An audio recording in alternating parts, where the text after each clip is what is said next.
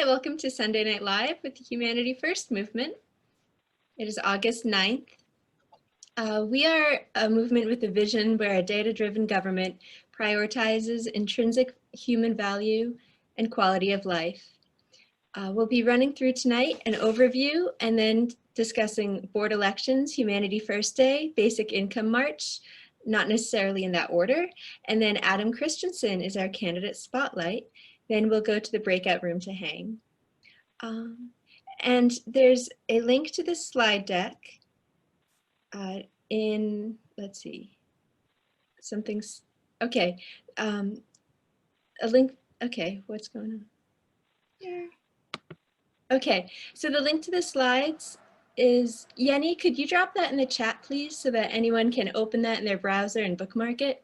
Good, because we'll be covering a lot tonight, and links to everything we cover are in these slides listed here. Okay. All right, good. So we can take a question, and you can use Zoom hands if you have a question going through. If you can rename yourself through Zoom, add your state after your name. Sorry, I'm not a good example of that right now. And we appreciate you having your video on so we can get to see you, meet you, and know you. So what the Humanity Forward movement is, we're a network that evolved out of the Yang 2020 volunteer movement. We're working with Humanity Forward to define and grow this energy, vision, and community that began with the Yang 2020 campaign. We aim to harness and convert the passion of the Humanity First movement into something sustainable that can drive us to grow through 2024 and beyond. And we'll connect you with folks in your state and chapter area toward that effort. We'll onboard you to explore our working groups. We also watch movies and hang and just generally kick back and enjoy the Humanity First company we share with each other. Joining us tonight, Yannicka and Clay, would you like to introduce yourselves?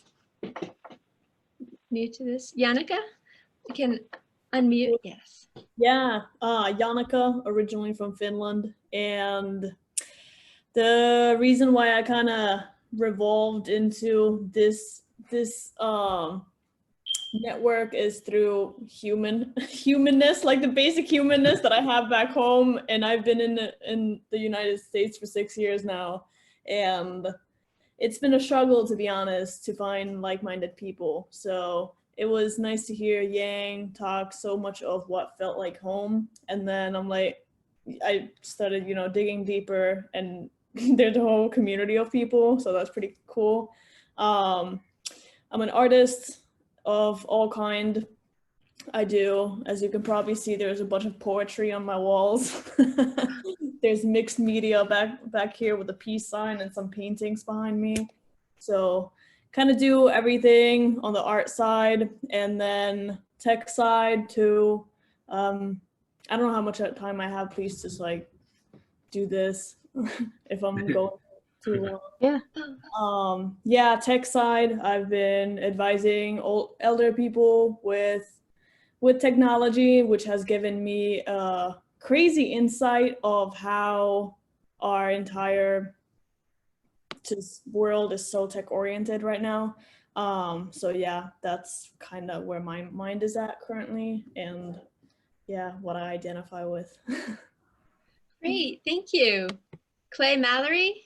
Yeah, hi, I'm Clay. I'm in Texas, and like I said, I'm originally from Philadelphia. I landed in Texas by way of the Air Force. I retired after 22 years in San Antonio, and it's been a great decision. Both retiring and being in San Antonio.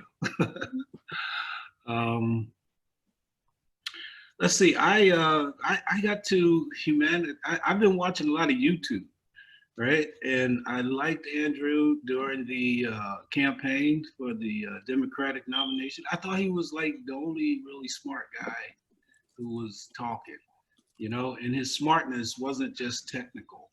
There was a real humanness to it. And he was right, and that was the thing. He was right. So I have lately. I was watching Andrew on YouTube. He's got that Yang Speaks or Yang Hang or something. I can't remember what it's called, but that's where I found out. What is it?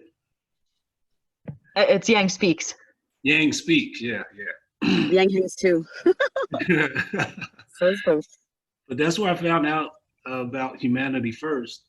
And the moment I heard about it, I said, oh, that's where I need to go. I was volunteering.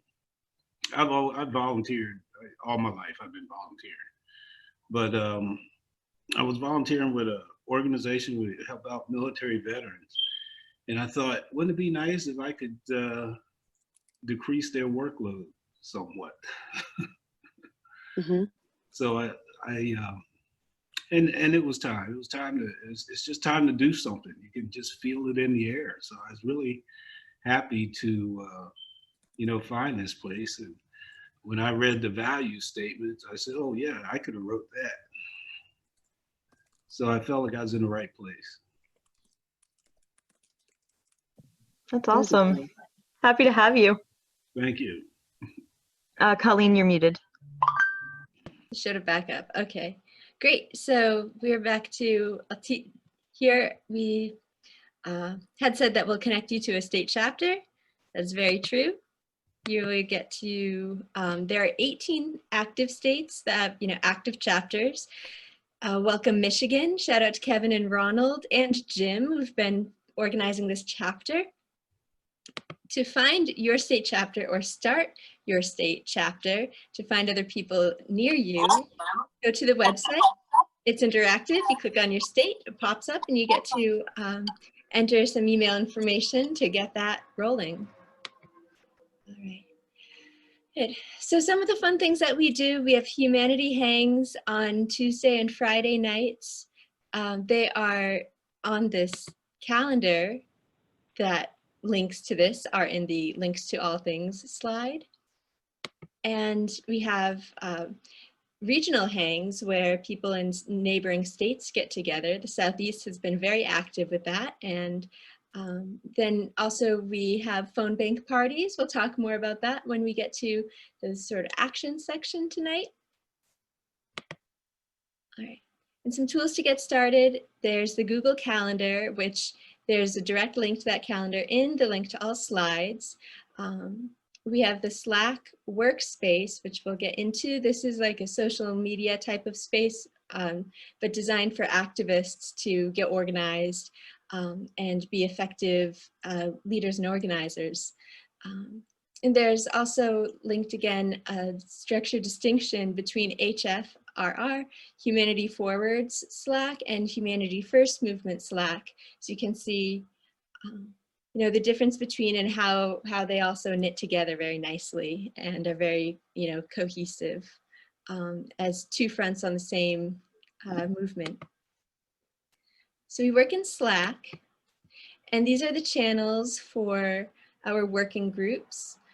Onboarding is open to new members. We are growing. So if you are out there on YouTube, if you're like not exactly even part of this organization yet, our onboarding is a great place to start because it's where we develop how we make this organization accessible and inviting. So it's the most accessible and inviting working group to join when you're starting out.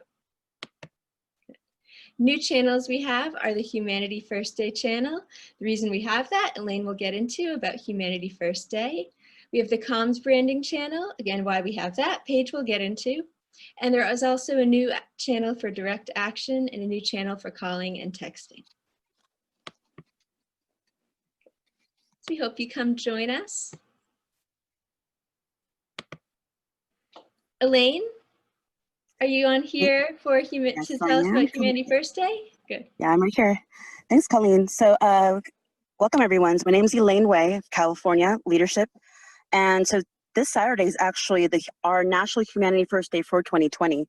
And so California and Humanity First Movement are leading the event with Humanity Forward as a major partner.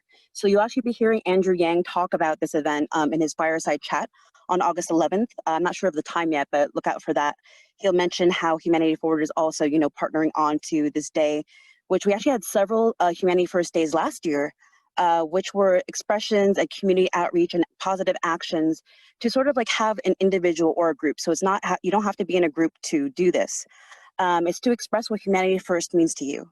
So that's can be a very personal, very powerful thing. So obviously during this time of pandemic and upheaval and other things, like we want to pretty much give people a day like, hey, let's remind each other of like what Humanity First means to us. Like the fact that we're not alone. You know, we have a lot of people out there who are looking to strive for positivity and to express those values, right? So a couple examples of events that you may be able to do, obviously, is trash cleanup is one of the easiest things.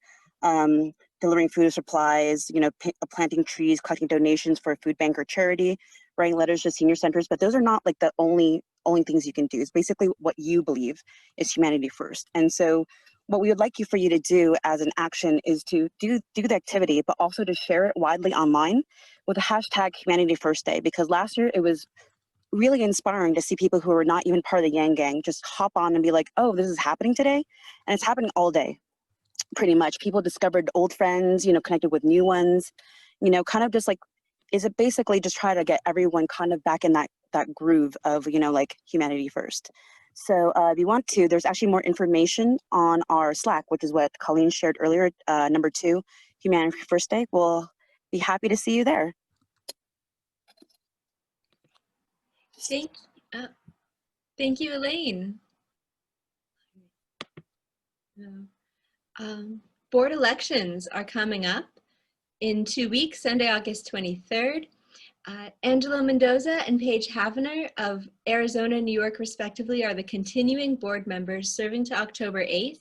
This leaves 5 board member slots opening for this 4-month term, August 23rd to December 13th. Voting will be Sunday at the meeting, and all candidates must be present. All voters must be present to vote. Candidates will each give a 30-second statement. And the timeline is you can submit yourself now for your candidacy. The deadline is midnight the 18th, so that's a little more than a week. And then on Thursday, the candidate submissions are announced. On Sunday, we vote at 8:30 at the beginning of the meeting, I believe. Either way, it'll be at the meeting. Okay. Next now.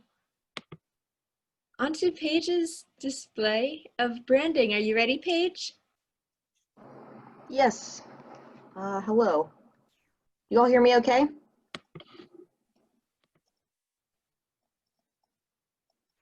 Can you all Yep. hear me okay? Yep. Okay, sorry. My cat. No one else was responding, that's all. Yeah, thank you. My cat ate my headphones, so sorry if my audio is not great. Yeah, so I'm here to talk. I'm here from the comms working group. I want to talk about right now in comms, we're reconfiguring branding. So this is some initial ideation. Next slide, please. So if you aren't aware, our mission statement, you can read it there. But you know, with branding, we wanted to take our mission statement and really you know, condense it down into its essentials and then use those as like inspiration for visuals. So the abbreviated version that I kind of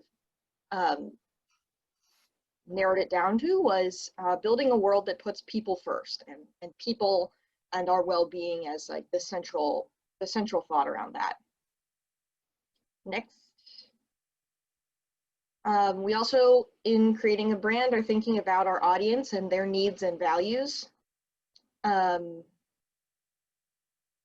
Colleen, I think it's jumping around. Would you mind going back one? Oh, thank you. Yeah, so the 3 groups that I kind of identified as our biggest audiences were, you know, general Americans, voters that are perhaps disengaged, frustrated, angry with the current system, and want transparency, fairness, and change, but don't know how to get that.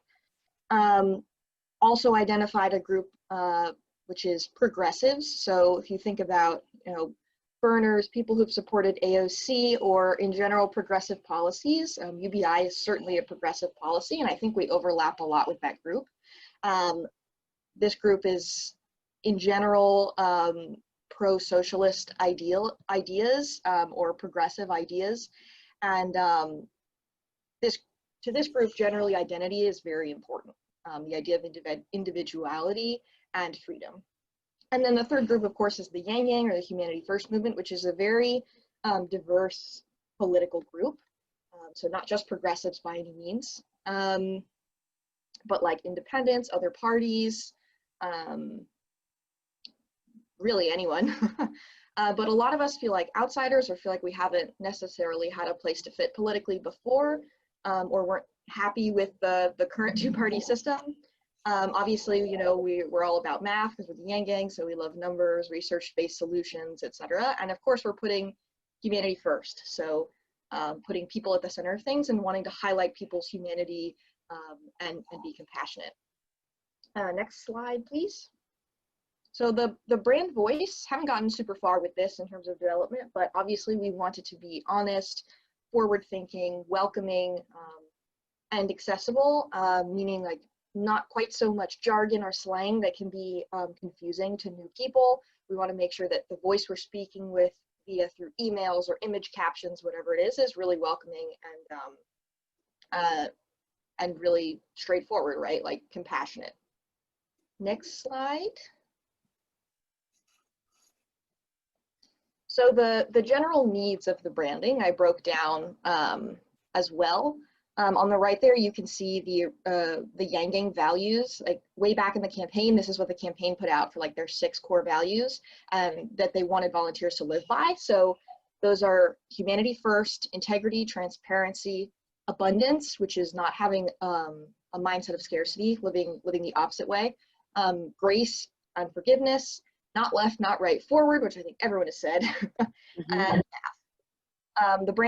the branding also needs to be nonpartisan and inclusive, because again, we're appealing to a very wide range of people, not just Democrats or Republicans, or even people who are necessarily already involved in politics and have like chosen a side. Also, we don't want it to be overtly political, because of course we do engage in a lot of political activity, but there are people that, I think humanity first is also a lifestyle and how you communicate with people, and like presenting like a unifying culture instead of a divisive culture. We also, of course, want to emphasize our values and emphasize like a sense of life and humanity, because humans first.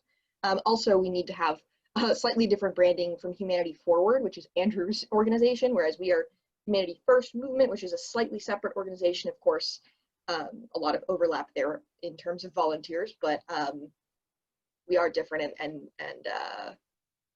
that is important. Next slide, please. And so this, getting into more of the visuals, I'm looking at, or the comms group is looking at header and body fonts. You can see some bold, action-oriented header fonts. They look a little boring here, but they do perhaps need to be quite readable. And then body fonts on the right, so thinking of a serif or a sans serif here, something that's very human and readable, but that doesn't scream math and like textbook, if you know what I mean. Next slide, please. And then this is kind of a couple of the color schemes we were looking at. We actually, during the last meeting where I presented this, we decided to go with color scheme number 2. It has a dark blue and an indigo, and then some really hot red, or like a red-orange kind of hot color, and then like a salmon color. So these colors, most all the color schemes included a blue, which is very stable, neutral, and technical, and then a warm color to complement that, to kind of like a bright contrast, and something that's more warm and human.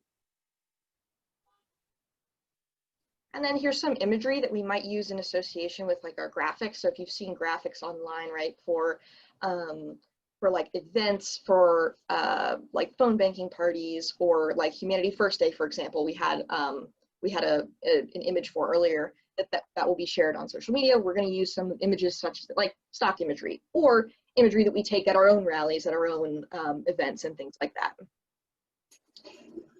Next slide. Now I'm going to go through a couple of visual elements that I think will end up being used. So for one is lines and arrows, right? Directionality, individuality, coming together, moving forward, right? Something we want to emphasize. Next, gradients, I think used in a certain way can really evoke energy, power, acceptance, right? Like we're not putting ourselves in clear boxes. We're kind of defying edges and boundaries. I kind of like that. Next slide. Another thing, graphically, we want to imply movement. And I think that can be done through repetition and variation. So, right, we are a movement, but we want to make change, and we want to emphasize that graphically. We don't want things to feel static and unmoving. Next. And then, of course, we're about putting humans first. So fingerprints and hands, things that are kind of unique to people.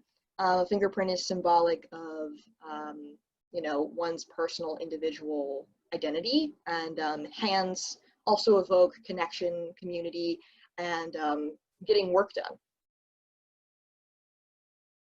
And then waves. So, you know, when we, I don't know if you've heard the, like, we're going to bring the wave, or like the wave is going to crash on Washington, right? Like we're bringing the wave, is kind of a slang term that the Yanking have used for a while. And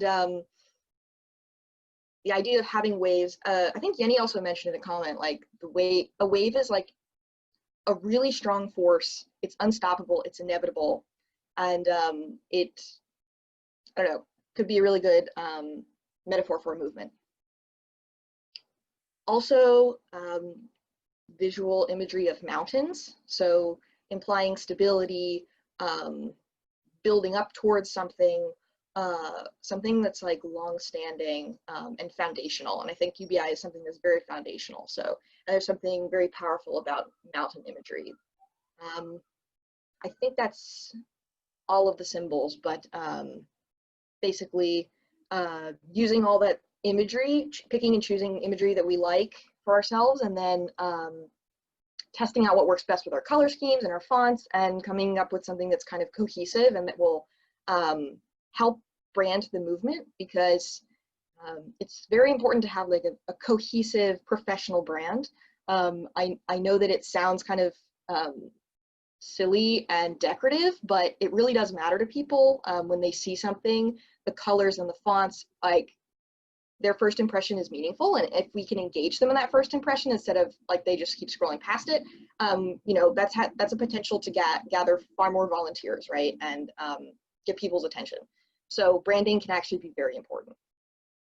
Next slide is what this branding is going to be applied to.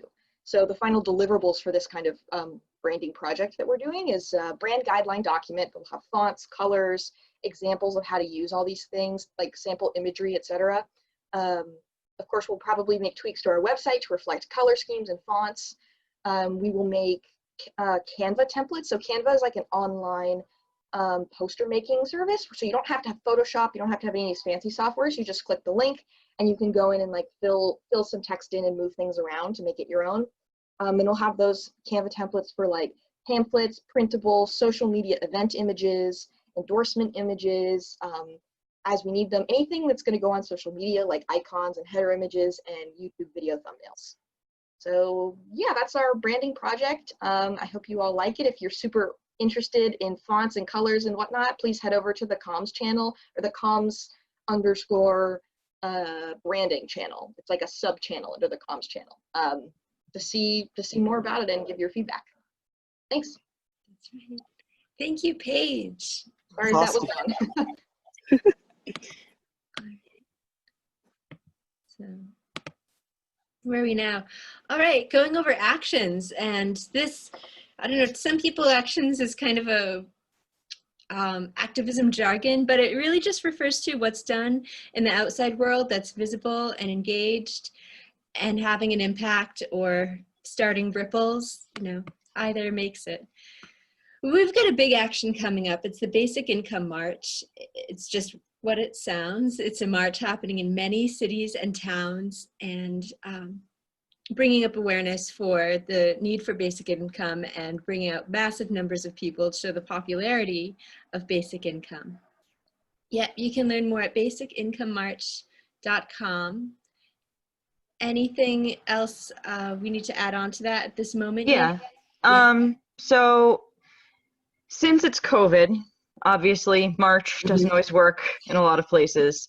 So it's kind of a morphed action. So there's the option to march, to do a driving parade, to do biking through an area, standing on street corners with signs, just like setting up a couple streets in a row, doing art installations, or really anything else you can come up with to support the public show of support for basic income. There's a meeting on every Monday night at 5 p.m. Pacific, 8 Eastern. Christina Wu just put the information for that in the chat. You can also come to the Basic Income March channel. I believe that's Intake Action, Colleen? Yes. Okay. Yeah. On the slide that listed the new channels, Yep. Intake Action, that's where you can keep up with Basic Income March information. And then if you could go to the next slide. Yeah. So this is a current map of where the locations are. If you don't see one near you and you're able to plan something, even if it's just getting like 4 or 5 groups of people to stand out on a couple street corners for a few hours, or doing a driving parade, because those are super awesome. You get to honk and be loud and it's fun. So I would definitely check out the ability to do any of that. If you go to the Basic Income March website, there's a Get Involved button up at the top. It'll give you the links to create your event, to make an event location. And definitely come to the meeting on Monday nights. That is where most of the organizing is happening, and that's all happening through Income Movement, one of our very, very, very close partners. So, can I add one thought on things that people can host as well? Yes. This is Jim McBride. I have the Political and Civic channel that was created recently, and I wanted to suggest to folks that they can create events on the Democratic Party website, the DNC website, and host like a convention watch party. So if your groups are interested in the convention, it could be a good excuse to regroup with your chapters and maybe discuss hosting something for the Basic Income March, and other activities. Like we still have a stimulus process going on right now, and you might want to get people on board with reaching out to their members of Congress and stuff and working together on actions with that. So I did want to throw that out there. I put it in the channel, but I'll also put it in the chat. And I did want to let everyone know that there's going to be 2 educational events coming up right around the convention. A campaign academy that is free for 4 straight days, hosted by an organization I've attended their events before, Arena, and their main goal is to just educate people on how to organize and work in politics. So that might be of interest. And also Netroots Nation is coming up this weekend, which some folks might have heard of. It was created by dailycoast.com.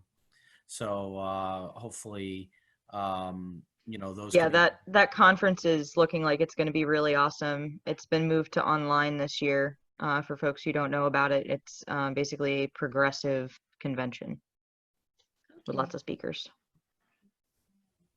Next, actions that we have, all actions on an ongoing basis are going into that Take Action channel. So that's a good one to have starred and keep up with in your Slack sidebar. But the other ongoing action that we are doing now, and especially for Adam's campaign too, is phone banking. We've learned to love phone banking. Say that to yourself 10 times every night. Okay.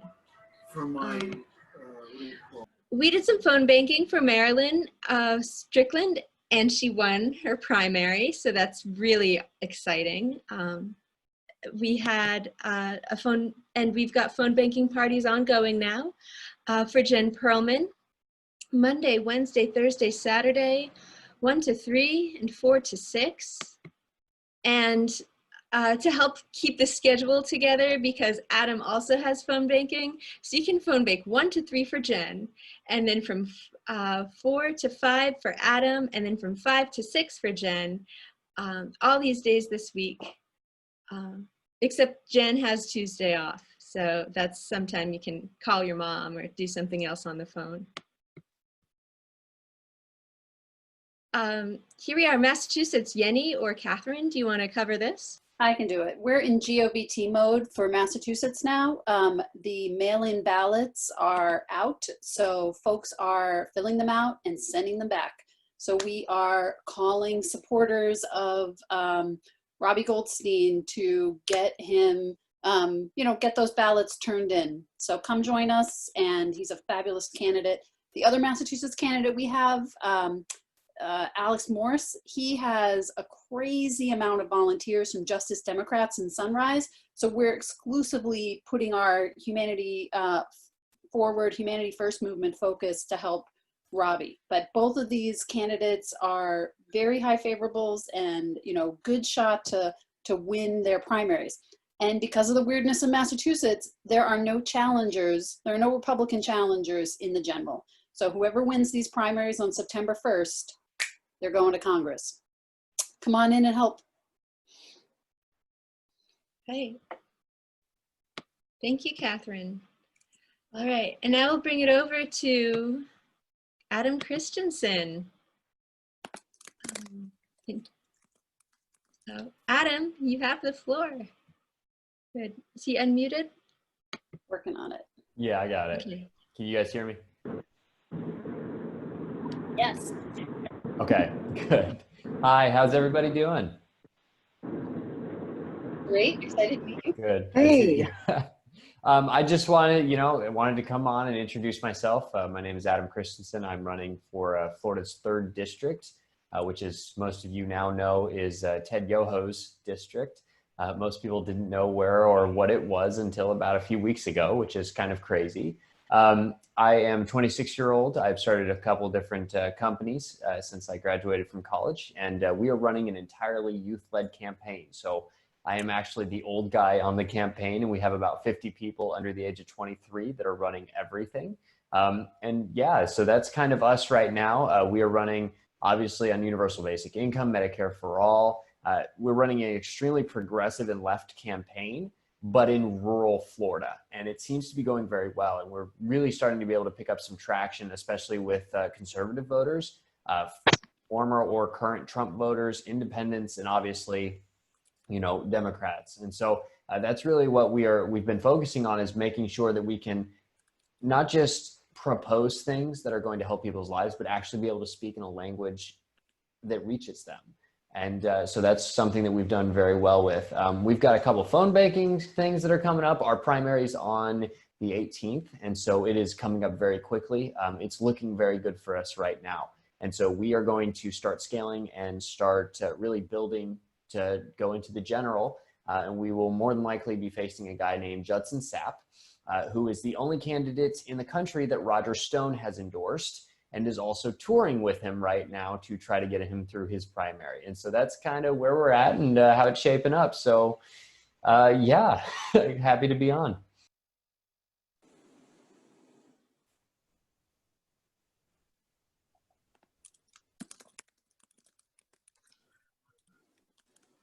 Were you going to ask a question, or did you just want me to keep? Oh yeah, sorry, Yeah. I was muted. Usually we do questions at the end. Does that sound? Yeah. So. Oh, okay. Yeah, that's fine. I mean, yeah, I can. Yeah, I mean, I can give you a breakdown of the district and everything like that. I just always think it's more fun for people to kind of ask questions and then be able to answer it and kind of. But we can do either way. Works. Okay. Yeah. No. Let's shoot. All right. Questions about Adam. Anyone popping up from this introduction now? You can raise your Zoom hands. Well, starting out, I have a question. So in this rural red district, currently with a Republican representative. How do you bring across your progressive platform? Like, what are some of the talking points that you've been having success with? Yeah. So the first thing we need to understand is, especially here, we have two of the hardest, lowest income counties in the entire state, and actually in the entire country. I think Union County's like average income is $13,000 a year. It's absolutely ridiculous. It's filled with private prisons. I mean, almost the entire population is either in the prison industry or the prison system. And so really when we're talking to people, especially right now, I mean, nobody's doing well. Tons of people are about to lose their homes. They're not able to survive. They're not able to have a decent enough job to be able to survive. And so they're really just struggling and they're fighting for survival. And I actually had a debate last night, and the people that we had on were Republicans, people from the rural parts of the county, because we need to be able to talk to them. We need to be able to reach them. And so, like the very first question was, are you happy with the leadership in your party, like at the top? And my response was, I grew up a Republican, like I grew up a conservative Republican in Indiana. And the one thing that my family always taught me was that it didn't matter which party was in power. They didn't care whether or not I was going to live or die. They didn't care. They cared about themselves and their donors, and they cared about the people that backed them, and that was it.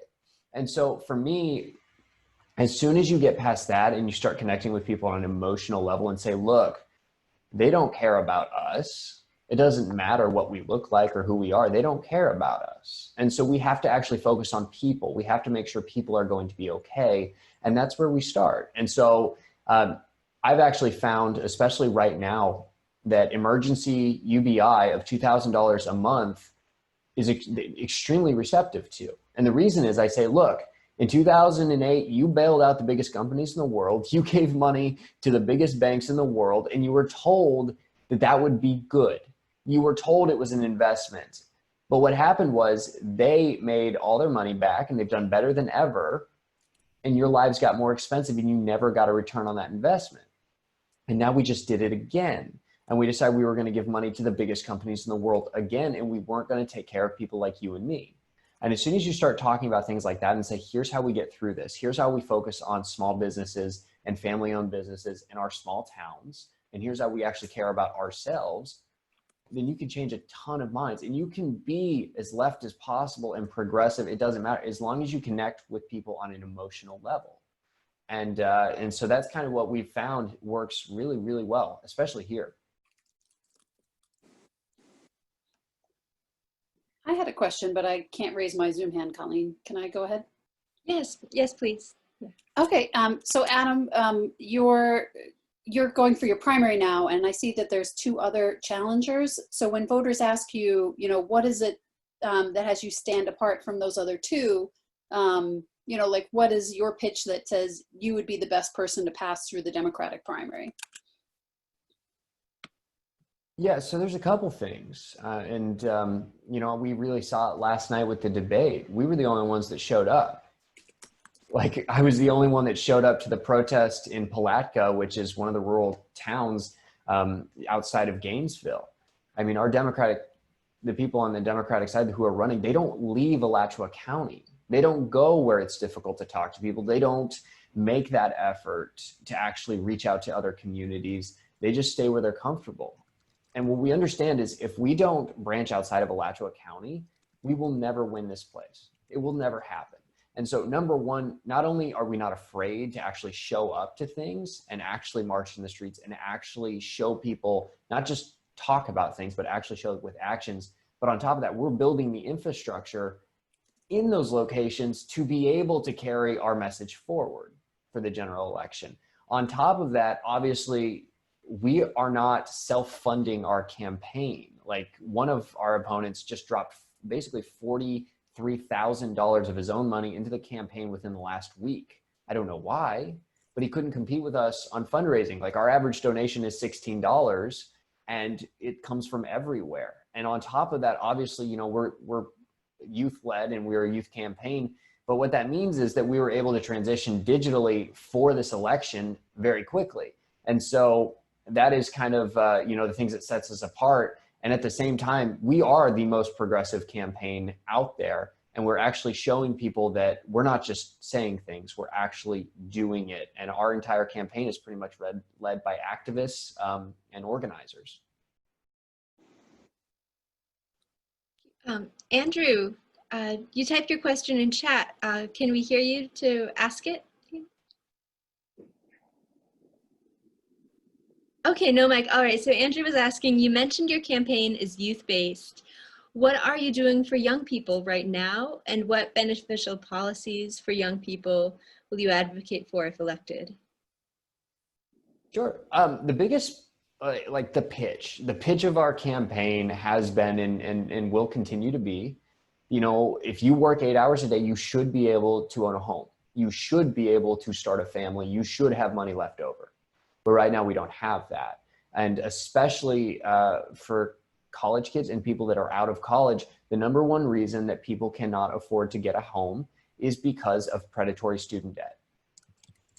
17-year-olds are not allowed to buy tobacco. They're not allowed to buy alcohol. They're not allowed to serve in the military. But for some reason, we think it's okay for 17-year-olds to get $50,000 to $200,000 of predatory debt just to get an education. And so, number one, we have to get rid of that, because if we get rid of that, it will be the largest housing boom the United States has ever seen. It will be one of the large economic booms that we'll ever see. On top of that, we need to get rid of predatory companies in general. So we live in a location where predatory towing is horrendous. Every single person at the University of Florida knows that at some point they will be towed. They will have to pay $100 to $200 to get their car back. Or somebody's going to boot them because they left their car for 2 minutes to go across the street to get McDonald's or something like that. So we have to stop these kind of things from happening. And the people that those things are happening to are young people. The people who are not able to start a family are young people. And so at the end of the day, our campaign knows what actually affects us because we're being affected by it as well. Like, I've moved 5 times in 5 years, like apartments. We don't have stability. And so those are really the things we're hitting on, is because we know what it's like because it's us.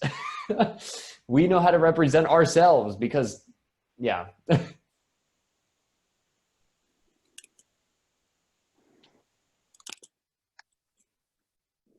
Okay. Yeah. Kimberly, are you ready? You had your hand up for a question?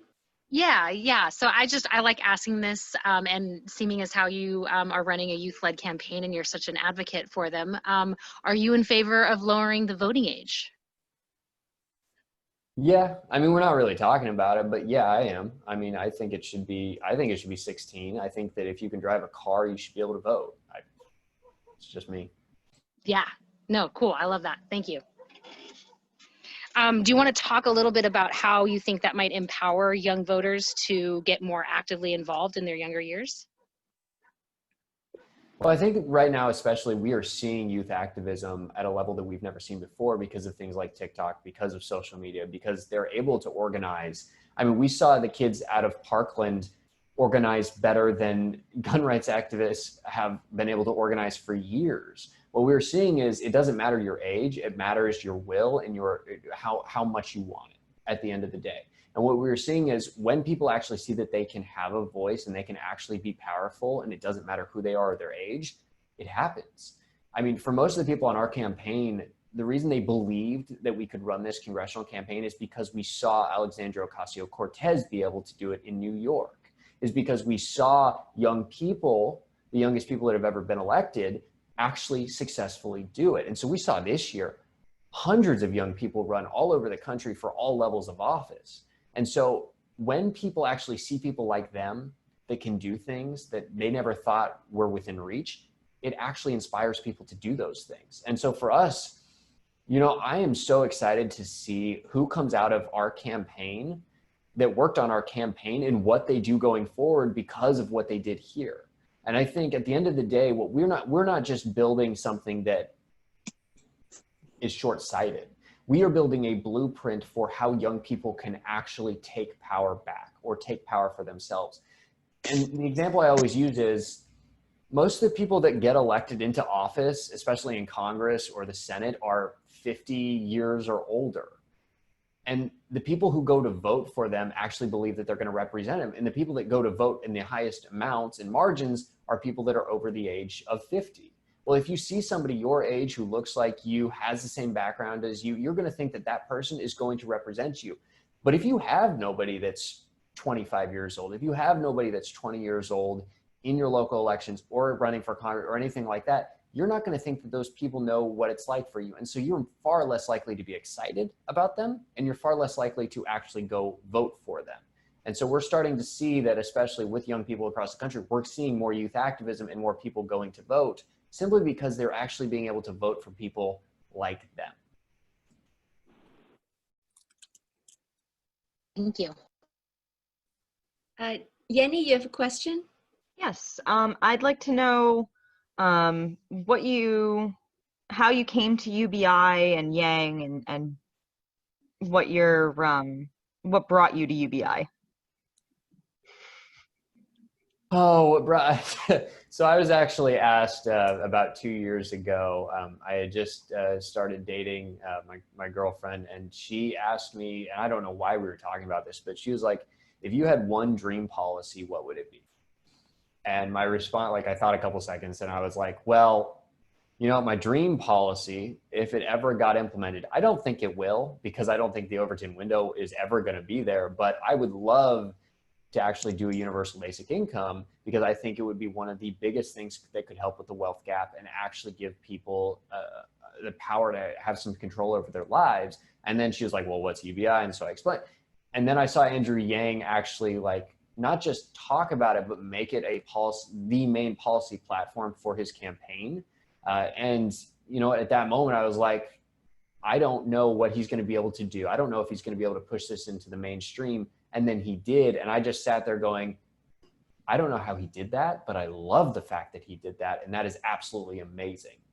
And so that's kind of like, I knew about UBI before Andrew Yang, but watching it actually, like, a policy that I had read about and I had thought about and I knew about, but I had never seen somebody actually advocate for. I thought seeing that in real life was just absolutely amazing. I don't know what's going on with my screen.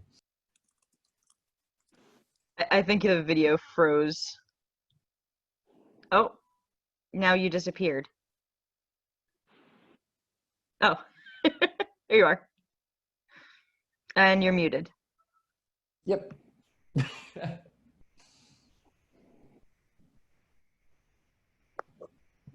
That's awesome. Standard electronic conference. It's okay, it happens. All right.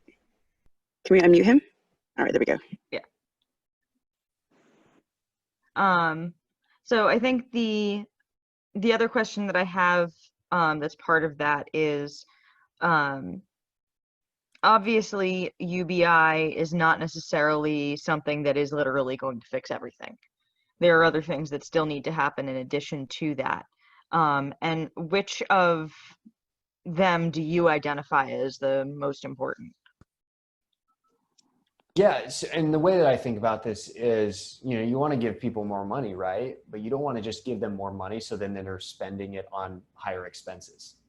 Like, I mean, at the end of the day, we want them to be able to actually do something with that money that they have and have some freedom and have the ability to have, like, take their lives back.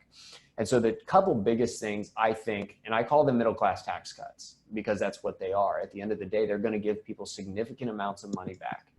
One is universal childcare. It has an ROI of 1.25. So every dollar you put in, you get $1.25 back. And that would free up about $8,000 to $10,000 per family, per child, per year. And so that's almost $8,000 right back in the pockets of most families. On top of that, Medicare for All is going to save small businesses and really families about $8,000 to $10,000 as well. So you implement those two things, and people have $20,000 to $22,000 back each year that they never had before.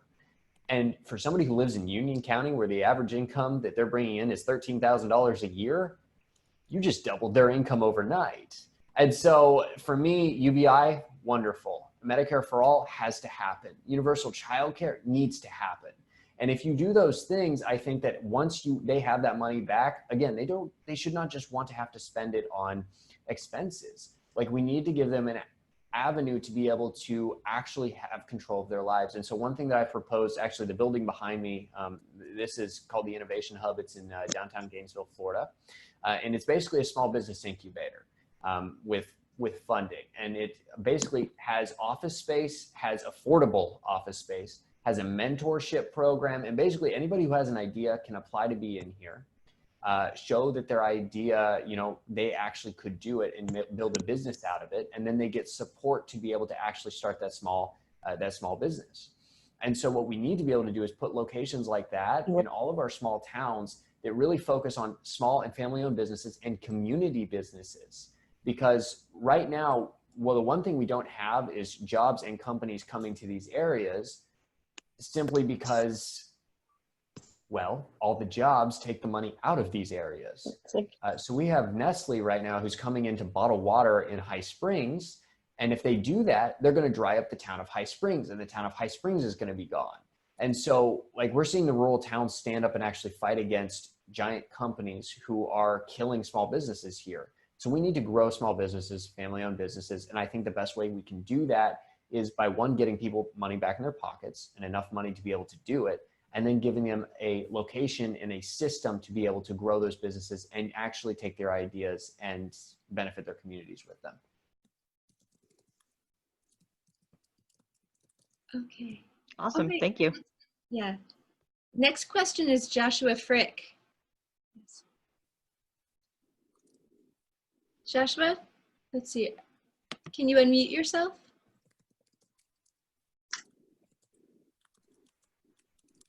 All right, Joshua, can you unmute yourself? I'm trying to find you. I don't see him in the participant list at the moment. He might have dropped off and be rejoining. Okay, all right. We'll keep an eye out for him. Yeah. I had one more question if there's not someone else waiting. Yeah, go on, Catherine. So when people are calling phone banking for you in the district, like what's the economic circumstances? Like who are like the primary employers? Like, you know, just to help people be conversant with, you know, who they're talking to when they're talking to your voters. So it's, it really depends on what town that the person lives in. So for instance, in Palatka, it's very small, very rural, but there's a paper mill basically that is the biggest employer in Palatka. And so it's not a good company. It's an absolutely awful company. But at the same time, it's the only reason, or one of the only reasons, that the town still exists. In Clay County, in parts of Clay County, like the Jacksonville suburbs area, a lot more wealthy. And the biggest employers there are places like Walmart and McDonald's and things like that. Alachua is a little bit different. We have the city itself. That's where the University of Florida is at. So the University of Florida is actually one of the biggest employers. So it really depends on what town, because they are so different. Like our messaging and our branding and our marketing for Alachua is completely different on what we focus on compared to Clay County, which is completely different than Bradford, which is completely different than Palatka, or the northern part of Marion County, which is Ocala area. So we have a very large Latino and Hispanic population in the southern part of our district. We have a very large, basically middle-class white area in the northeastern part of our district. Alachua is everything, everybody and everything. It's the basically the blue spot within the giant red district. Union County is almost all prisons or prisoners. Bradford is extremely poor as well, and there's not much there as far as large companies.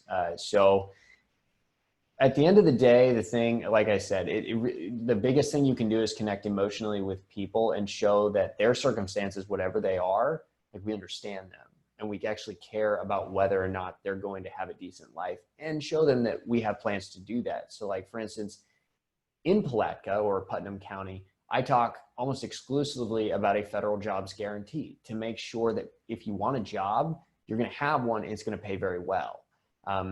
For Alachua County, the climate issues are number one always.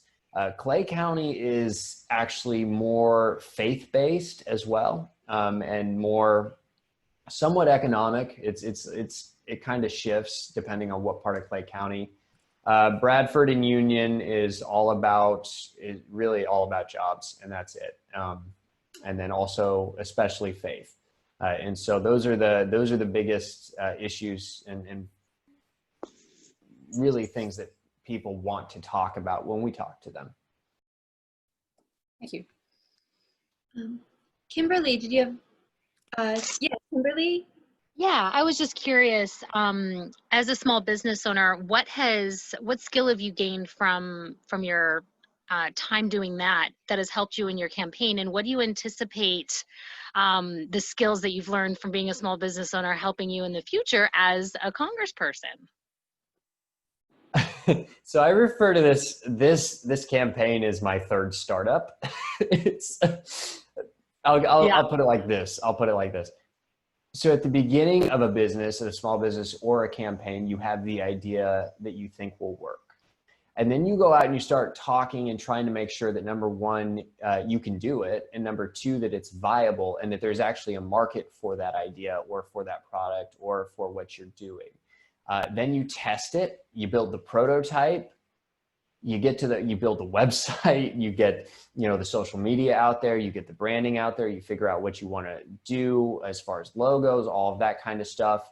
And then you get to the point where it's time to scale and it's time to actually build the team. It's time to actually move it forward. It's actually time to grow it as quickly as possible. And so I would honestly say that growing a small business is almost the exact same as running for office.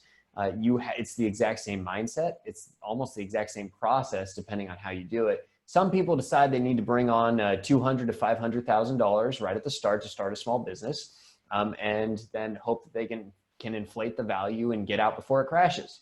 A lot of campaigns are run that way too, where somebody right at the start, they bring on $300,000 or $500,000 and they're like, okay, we're going to build a campaign. The way that I kind of thought about it was in the same way I thought about my business. I started my first company with $3,000 and I said, if I can't make it work with $3,000, there's no reason to believe I could do it with $100,000.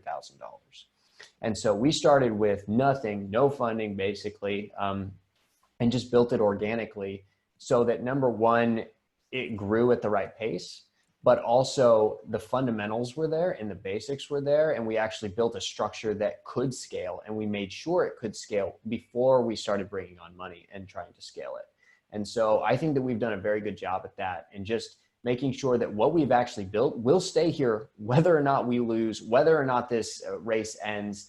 The organizing structure and the infrastructure that we built will be able to go on for multiple cycles as opposed to just this year. And so that I'm really proud of. Thank you. Right on. And just out of curiosity, the second part of that was what do you think will lead you into being a successful congressman?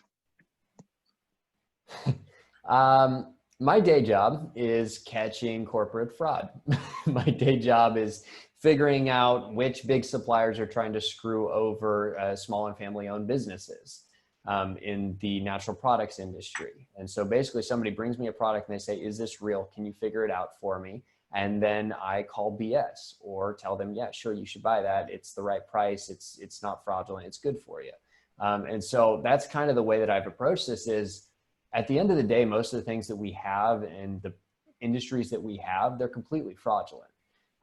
Most of the products are not good products, but they've been marketed very well. They've been branded very well. And what I've learned, especially through my business, is that the biggest companies in the world are not the ones that have the best product. They're the ones with the best distribution. They're the ones with the best marketing. And so what we have seen for, I think, the last 40 years is political parties that they do not have good policy. They do not have good ideas, but they're able to get people to attach emotionally to it. And they're able to market and brand themselves in a way that makes people want those things, despite the fact that they're not good for them, or they're fake, or they're fraudulent. And so for me, being able to pick out what is real and what is not, and what is actually going to be helpful, I think is a huge advantage just in mindset of how someone going to Congress and going to be sitting on these committees actually has to think and react.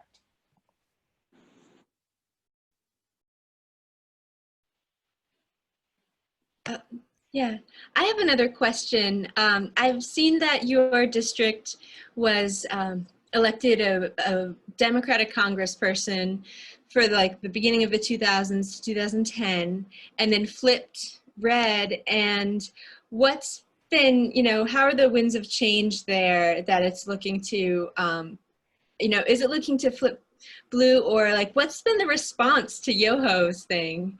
Gerrymandering. Yeah. Gerrymandering is the reason that it is red now. So actually, it was worse. Oh, it was worse. When Ted Yoho first ran, it was so badly gerrymandered that they were forced to go back and redraw it. And so what we've seen is a gradual shift, even in a super red district, towards more Democratic or left-leaning ideals. And so what we've seen is a gradual shift where it's been trending in the right direction, but it's not there yet. And we are hoping to be able to kick down that door just in how we're running our campaign. The Ted Yoho thing, number one, put North Central Florida on the map. Nobody knew where this was, and nobody really had any idea about who he was. He was one of only 4 people to vote against making lynching a federal crime. He didn't think the Civil Rights Act was constitutional. He doesn't believe in the Survivors' Bill of Rights or the ERA. Like, this is who the guy is. And yet nobody really did anything about it or really made the case, simply because he wasn't brazen enough to actually do most of this, like what he did on the steps of the Capitol. Like, it was not, how do I put this? It didn't make national news, not because it shouldn't have, but because he did it in a way that was so boring that nobody thought that anybody would care. And so what we saw, especially with AOC, is that it's very clear who he is and who he was. And now it's just blatantly obvious in a way that makes for a good story. And so what we realized beforehand was we have to get rid of this guy to begin with. We have to get rid of his infrastructure. We have to beat whoever he tries to set up. We have to get rid of his donors, and we have to organize to do that. And so we had already created all the infrastructure and pretty much everything that we had before that happened. And as soon as it happened, things took off because of it. So in a way, what he did was actually a gift to our area, because it showed people that we can't ever have that again. Thank you. Joshua, you're here now for the question. Yeah, sorry, I had to switch from my phone to my PC. So actually, I actually am curious what Adam thinks about this. I had a separate question, but with respects to Representative Yoho, so I actually was aware of him because he's a Freedom Caucus member, and I found it strange that he and AOC weren't able to get along, because they agree on this one fundamental issue that is like my top issue. They refuse to dial for dollars. And I found it strange because, Yoho isn't like leaving because he's worried. He's honoring his term limits commitment in 2012. And I just wanted to mention that because I've said this before, but like I'm a right-leaning independent. So like some of Andrew Yang, he brought in a bunch of different people into his fan group and whatnot. But yeah, I see that differently. I feel like AOC is kind of like playing that up a little bit, and I actually respect Congressman Yoho. I want to give you that feedback. Maybe the voters in your district don't feel that way. Yeah, well, the thing is, especially the people in our district, I think they understand that Ted Yoho is not doing this because he's honoring some commitment. It's because he's only been in Congress, I think, 2 years where he has had any amount of power or any amount of ability to do anything besides just say no. And he's also realized he can make way more money being the person behind the scenes that actually pushes through everything than he can by just being in office. So for instance, his former campaign manager is running to replace him using his donors, his backing, his infrastructure, everything that he's got. So him claiming that he's stepping down and relinquishing power, that's a lie.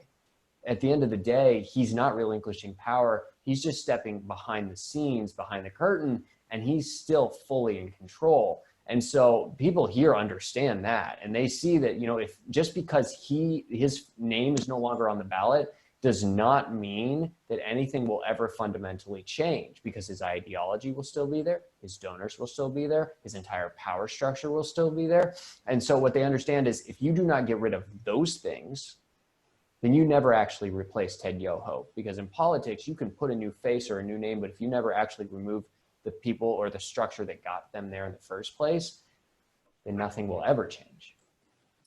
I mean, that's a good point. I wish that Nancy Pelosi would step down and let her campaign manager step in and she run it from behind. But anyways, the question I had for you is, I'm super excited that Andrew and Humanity Forward are supporting candidates in Florida, because it's a battleground state and there's so much valuable, I think there's so many elections here that are really toss-ups. I wanted to know if you had any opinions on the race in Florida 15, where I believe the incumbent is a one-term Republican. He got my attention because he was talking about on Twitter that we need to build the wall, and I thought that was a dead horse. So I think that guy's an idiot. And we have three. Do you know the name? Russ Spano is the incumbent there, and then Alan Cohen, Adam Hattersley, and Jesse Felipe are the candidates in the Democratic primary. And then I also think that right next door to you in District 6, Richard Thripp and Clint Curtis are running. And so I just was wondering what your thoughts were on those other races. I don't know 15 very well. We've been kind of focused. Richard's a great guy. We've talked quite a bit. I'm not entirely certain how his race is going at the moment, but I like the guy a lot. Okay, that's fair. Good luck. All right. Thanks. I wish I was able to actually pay attention to other people's races, but we have been focused on not just our race, but actually our House district races as well, because this year is one of the first years that Florida has put up Democratic challengers in every single race in Florida, especially because of the fact that next year is redistricting, and that wasn't going to happen. And so we were 90 for 90, which was out of Virginia, which helped them flip the state there. And then also the Democratic Environmental Caucus of Florida basically helped find and make sure that people could run in every single House district seat across the state. We were not going to have multiple House district candidates in our location, in our district, but we were able to help and partner with them and make sure we had somebody in every single House district, because I realized very quickly that, the better that they do, the better I'm going to do. And the better that I do, the better that the Democratic Party does in November in the state of Florida with the presidential. And so for us, we are focusing basically on fighting for every single acre of land. We are fighting for every single vote, and we're not letting Republicans in our district have any free passes, because what I realized is, and what most people are starting to realize is, you don't play a football game with 8 players against 11. And that's what the Florida Democratic Party has done for years here in Florida. And I don't play defense. That does not happen. So we have gone on offense, especially in our district. And so we've got 4 out of the 5 House district candidates partnering with our campaign in order to get out the vote, in order to register people, in order to get vote by mail, in order to actually organize this location in a way that has never happened before. And so that's kind of that's why I've been a little focused. Well, you actually touched on, because where I was going with that big picture wise, I'm wondering, how much interaction you've had with the Florida Democratic Party in general. And the reason I ask that is, a lot of people think that, I live in Dallas, Texas, so a lot of people think that Texas is going to turn blue. And I think that that's a real thing, but I've also lived here 32 years and I'll believe it when I see it. So that makes Florida uber important. And I'm wondering what kind of collection and what type of camaraderie there is among all the groups that you talk to. Currently, and in the previous years, there's been very little support for House district candidates or congressional candidates in races that are above +5 Republican. We are hoping that that changes, especially this year and going forward, because what we've seen is it is more effective to actually challenge everywhere than only challenge in 1 or 2 places. Because if you allow, let's put it this way, if, like I said, if you play with 8 players on a field, at the end of the day, you might score a couple of touchdowns, you might get lucky, but you're going to lose 9 times out of 10 simply because you are outmanned and outgunned, and there were more people on the other side, and you had to divide your resources. And you can have the best players, but you know, if you're not actually forcing them to spend money or campaign or actually create infrastructure in places they never wanted to, then you're not actually going to efficiently and effectively be able to counter that. So in the past, Republicans didn't have to actually run anyone. Basically, they didn't have any challengers, which means they didn't have a primary or a general election, so they can move all of their resources to the contested races, which meant that in the contested races, they were triple or quadruple teaming those people. And so, yeah, you can win a lot of contested races, but at the same time, if you are getting outmanned and outgunned and outspent every single time, you're not going to be able to do as well. And so what we've realized is it's not a good strategy. Just across the board, it's not a good strategy. And so I'm glad that the Florida Democratic Party is starting to realize that, and they are starting to change the way that they have effectively done things. And so I don't know what's going to happen in Texas. I don't know what's going to happen in Florida. I can only speak about our district, and we have received little to no support whatsoever from the Florida Democratic Party at this point from the heads. But at the same time, we are organizing our location with the understanding that when we make this race close, that they will see that and actually want to come in and help. And so we are building it. It's the build it and they will come kind of mentality. And that is what we have taken. And either way, we're going to do very well. And either way, we've built something that is good and will last.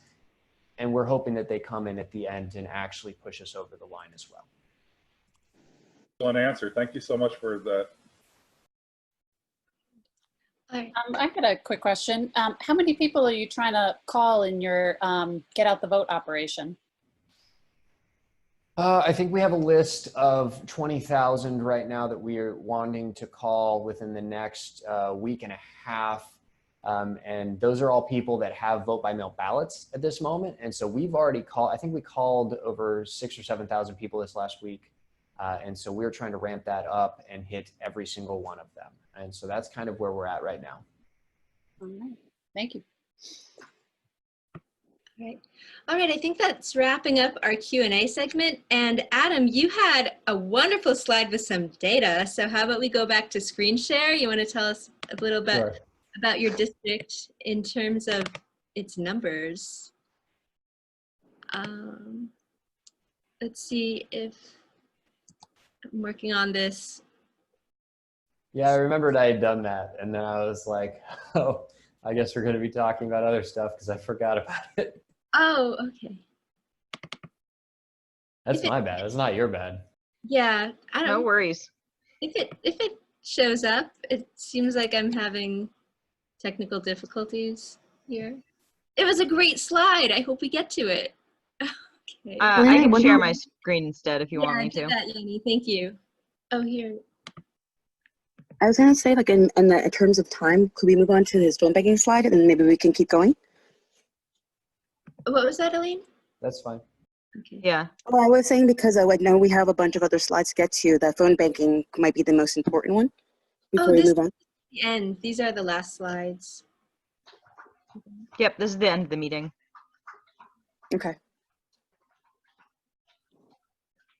Thanks, Yanni. You saved the day.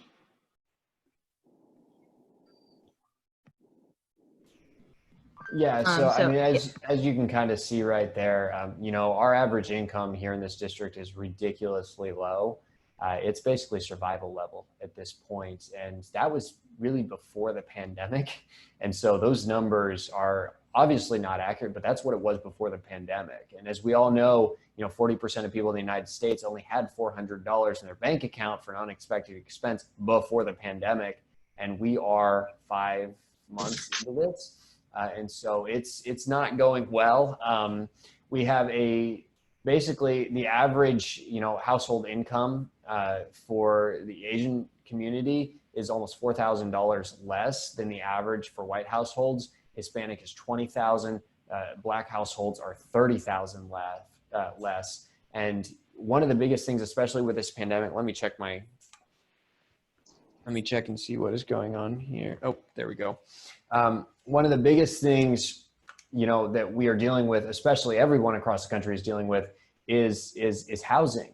They're estimating about 28 million people may be homeless or evicted within the next few months, which is unfeasible number, like just unthinkable numbers. But what we already had before this was the fact that 75% of our minority communities already had issues with housing. And 30% of them were severe issues with housing and being able to afford and basically having locations to live and stay and, you know, stability. And so what we are looking at and what we were looking at when we first started this campaign and what we were first talking about, it never changed. That's what's crazy, is that our messaging before the pandemic was almost the exact same as after the pandemic happened, because nothing fundamentally changed. It just exacerbated the issues we already had. And so, you know, right now, especially, we have to fix these issues, make sure that people have a home, make sure they have stability, make sure they have enough money to, you know, actually take care of themselves and, you know, have a decent life. And at the end of the day, that's not radical. We're not fighting for anything that's radical. We are literally fighting for the American dream, or at least what we've been told is supposed to be the American dream, but we've never actually seen. And so that is right now, especially here, just a rallying cry for people. And so it's something that, you know, even I'm dealing with it. Our campaign is dealing with it. The people on our campaign are dealing with it. The people that we talk to every single day are dealing with it. And so it's one of those things where we don't have a choice. We have to change this, or else we're only going to be fighting for survival forever. And so that's kind of the way that's almost the message, and kind of the way we talk about this is, we know what's wrong. We just need to fix it.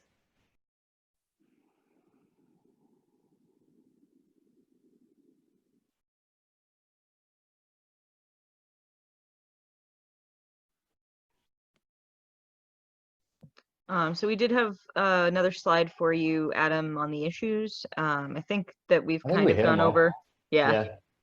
And then we've got the phone banking schedule slide. Yeah, so we got a bunch of phone banking coming up pretty much all this week. We got, what do we got? We got 9 days left till actual voting day. Almost half the ballots actually have already been turned in because of vote by mail or early voting, which is great. So it looks like we're going to have record turnout for this primary. At the same time, you know, there's a lot of people whose minds that we can still change and actually get to vote for us. We've had great reactions and anecdotal evidence, and everything else that's come through has all been extremely positive. It's kind of crazy because when we're actually talking to people on the phone, like 80 to 90% of them, number one, know who we are or are already voting for us, which is just great. And so we're getting very positive feedback, especially in this primary. We're even last night with me talking to Republicans, we were getting great feedback from them as well, where they loved the things that we were talking about, like UBI, like a federal jobs guarantee. And so really talking about the basics and talking about, you know, I mean, literally it's the basics. It's housing, it's making sure that they're taken care of, that their families are taken care of, and they're not scared of losing their home. At this moment is really the biggest things to talk about, and making sure that people actually have enough money. I mean, they're working, and so they should be able to be making enough money to survive. Yeah. All right, if that's the last slide, Jenny, could you hop off screen share, please? Oh, thank you. All right. Thanks. Could you end screen share at this time? Great. Okay. Yeah, I would just add on with that, with the phone banking, that this pandemic time phone banking is really different from before, where, you know, sometimes you might procrastinate getting involved and just help out at the GOTV time and that last weekend, you know, when it's like, oh, you know, people are still deciding now, and I'll get to that, I'll get them before they vote. Well, since people are mailing in ballots, hey, or going in early, I'm so distracted now.